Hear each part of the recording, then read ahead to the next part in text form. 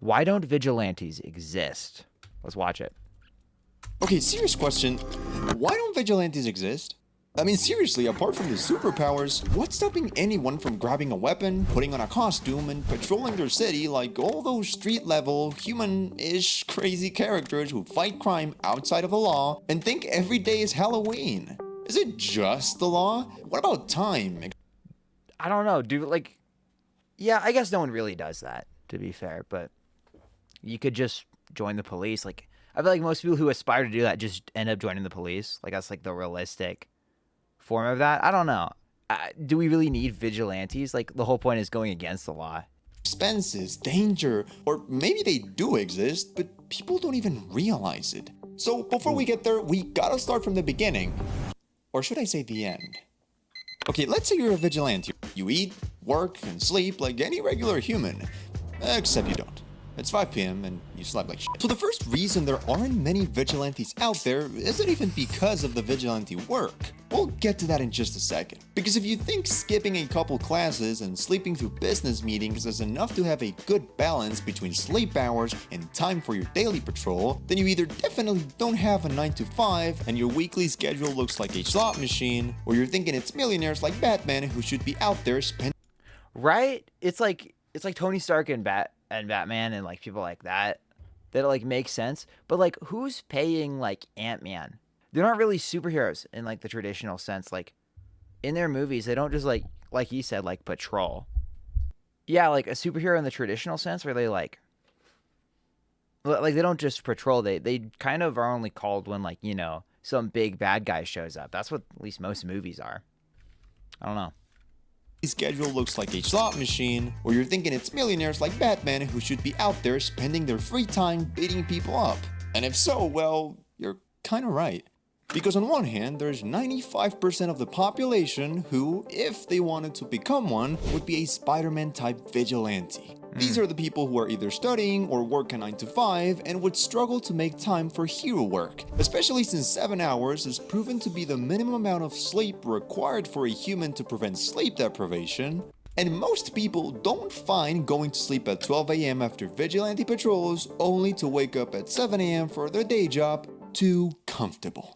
However, that doesn't mean people aren't willing to change their routines or do their hero work on the weekends, especially if they have the money to do so. Because on the other hand, we have millionaires like Batman and Green Arrow. Right, because like, who would even fund like superheroes? That's the thing, you know. It's just kind of like out of the goodness of their heart, but there's only so many hours you can be Spider-Man, you know. Because you got like, are you sure?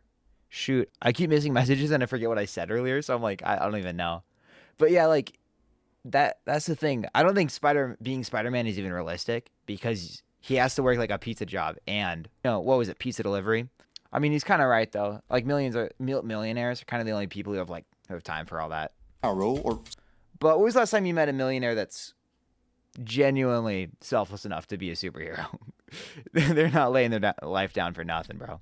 simply people who are fine with barely getting by, like Punisher, who could easily make vigilantism their primary job since time isn't a big concern. I'm rich. Which means that although the vast majority of the population wouldn't even be able to maintain a healthy life work beating people up balance, there's still a low but real percentage of people who can. Now the thing is that being able to do something doesn't always mean that you should. Because after you get your patrol calendar in check, you must now answer 3 rather simple questions to know how likely you are to either get home with a few bruises, go to jail for a couple months, or bleed out in the trunk of a car. Question 1 is what?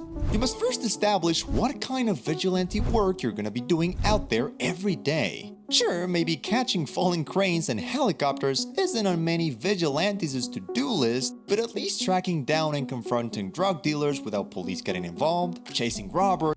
That's the thing, though. You'd only be a vigilante if you disagree with, like, our current moral system or the way they're doing things. Like, most people could just help the police out, you know, join forces with them.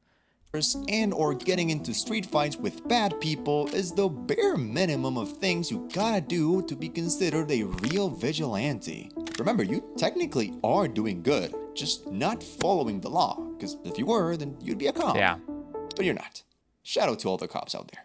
Having said Exactly, because who needs vigilantes, bro? We've got, I don't know, we've got cops. Like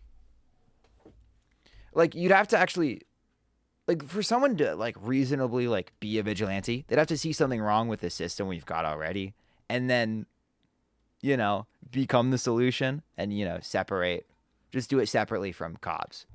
that, chasing and fighting people ain't no walk in the park, especially if you don't even know which park you're walking on. And that's where the second question of where comes into play. Because if you think vigilante work wasn't already dangerous enough, depending on what country, city, region, and neighborhood you're patrolling in could make it so that failing a mission, or even succeeding, gets you from a few months to a lifetime in prison depending on how deep the rib and skull fractures on your enemies were.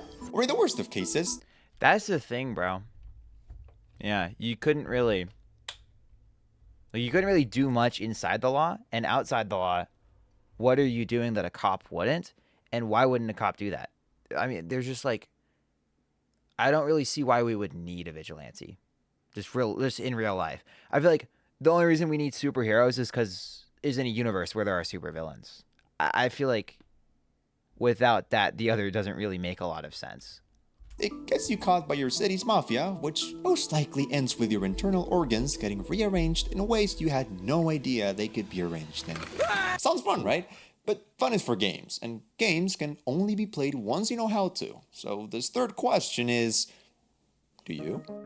Asking how you even plan on stopping crime is a lot more complex than it already sounds, since it's not only asking yourself for a list of skills that include at least basic hand-to-hand combat, pain tolerance, speed and stamina, first aid, mapping knowledge, a criminal instinct, and ease of communication, which includes bargaining and conflict de-escalation techniques. I'll burn you so bad you'll wish you died as a child. But also a list of all the other small but important things that can make or break your career as a wannabe superhero, like a secret identity, a disguise of some sort, an array of, preferably, non-lethal weapons, a stack of cash destined for bails, broken gear, and gas for your Batmobile, and a bare minimum of 47 different alibis for whenever you're late, you don't show up to an appointment, or your body looks like you do MMA on the weekends despite being a lawyer or a 16-year-old college student.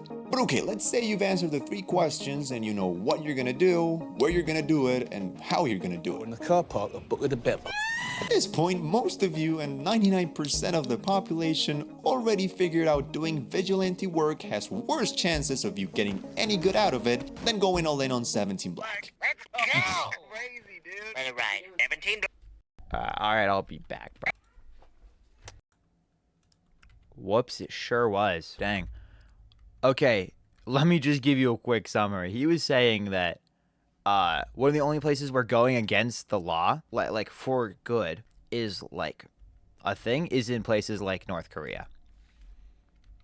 Due to the oppressive government and human rights violations. This and a few other countries like Afghanistan, where women are deprived from almost all of their human rights, or in Nicaragua, where there's evidence that points to the authorities having committed crimes against humanity, or places where someone who could help people flee the country or protect them from the dangers inside would be extremely useful to have around, specifically because they go against the law. That is, until they inevitably get their skull blown by a tank, a kick, or a forehead. Because let's be honest, unless it's Batman out there, no one's lasting more than a week. Regardless, we know how crazy people can get sometimes, which is why, believe it or not, even after laying down every reason why being a vigilante is a suicide mission, I still managed to come across a tiny group of people who really think their life is a kick-ass sequel.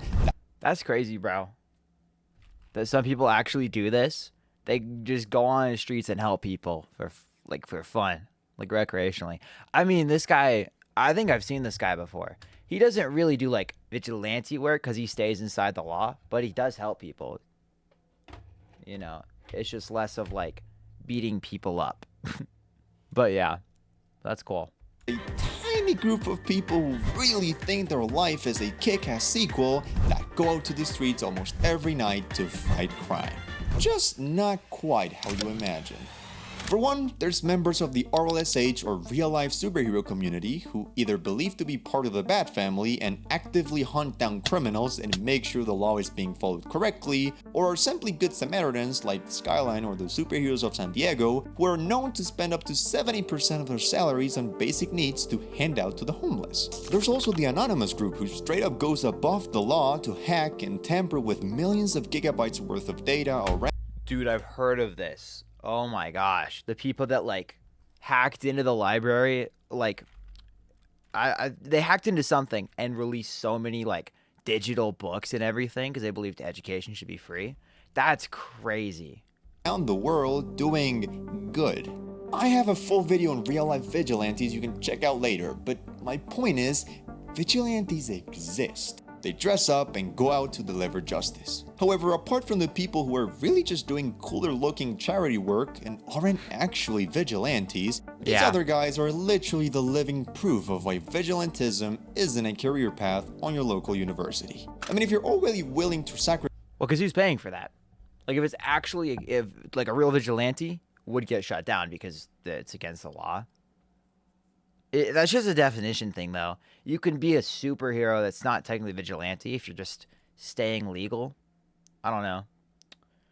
Yeah, that's just down to the wording you use, though. your physical and mental health, why not enlist into the army and help rescue people, gather intel, or fight for your country? Why not become a firefighter and rescue people from the danger that's already happening instead of causing it yourself? Or even a cop who does practically the same things you would be doing as a vigilante, patrolling the city and chasing criminals. Plus, you get a car, a suit, a badge, and a piece, and you get to work a reasonable shift, and it's legal. Bro, I swear, people, you know, I feel like a big thing of being superhero is like the coolness factor. You just look cool. But I think the only reason like cops don't fall into that lane is just because they're mundane. Like you're just too used to seeing it, you know? If cops didn't exist, well, you know, I mean like full like suited up like helmet, you know, like ready to like raid a house, you know? Like a SWAT team. That would literally, you know, if you weren't used to them looking like that, that would look like a superhero to you, bro. I swear. And most importantly, you get paid. I think you see where I'm going with this. Sure, vigilantes exist. At the end of the day, its definition is literally just people who take the law into their own hands, which also includes practically every superhero ever. Yes, even Superman, because destroying private property is still illegal. However, anyone with even a pea brain is smart enough to realize that despite what comics and movies show us, the line between a criminal and a vigilante in real life stretches so thin that most people are better off doing literally anything else other than risking their lives in the name of no one. So if you want to know more about real superheroes, click this video next. This was talking about, and thanks for watching. Dang, yeah, that was a good video. What was it? Why don't vigilantes exist? I mean, they do exist. People taking the law into their own hand. W video, yeah.